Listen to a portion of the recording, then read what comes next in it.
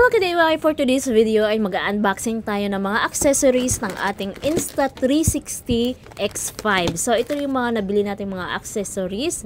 So itong una ay na-unbox ko na to. So ito ay 2-in-1 invisible selfie stick tripod. So pwede siyang pang selfie stick lang or pwede rin pang tripod kasi meron na siyang stand sa baba. So, i-extend mo siya ng mga 1 meter. Ito namang pangalawa ay invisible selfie stick lang siya. Ayan. So, pwede mo rin siyang lagyan ng stand sa baba, yung tripod na pwede i-connect sa pinakababa ng selfie stick. So, 2-in-1 na rin siya. Kung gusto mo rin siyang lagyan ng stand sa baba. Ayan, isiksik mo lang dyan sa pinakababa. So, na-extend din siya ng 1 meter. Ang kinaganda dito kasi may lock siya. Pwede mo siyang i-lock para hindi pag in-extend mo, hindi bababa kapag na-extend mo na yung kanyang selfie stick. Ayan. So, parehas lang yung haba nila, mga 1 meter lang. So, ayan, sinukat-sukat ko pa kung gano'ng kahaba. So, next naman yung i-unbox natin ay itong lens guard niya. Ayan, yung pang-cover sa lens ng ating camera. At ito naman tempered glass para sa kanyang screen. At ito naman yung magiging case ng ating camera. So, ayan. Uunahin natin pagkabit itong ating lens guard. So, dalawang klase yung lens guard. Merong plastic, merong glass. So, yung binili ko ay yung glass. So, ayan. May free na rin siyang pangpunas. At ito mga wipes.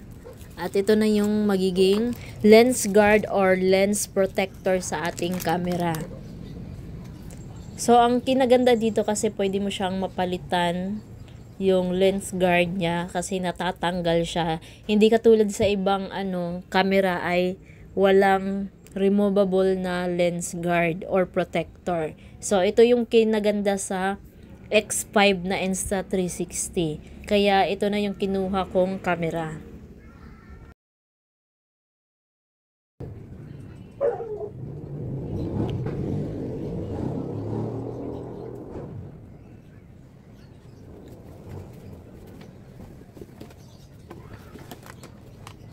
And ito namang tempered glass ang ilalagay natin. So, ito, hindi ito mga original yung mga accessories niya. Pero yung camera ay original. Kasi kapag bibili tayo ng mga original na accessories, so, medyo mapamahal pa tayo. So, dun lang muna tayo sa mga cheap price.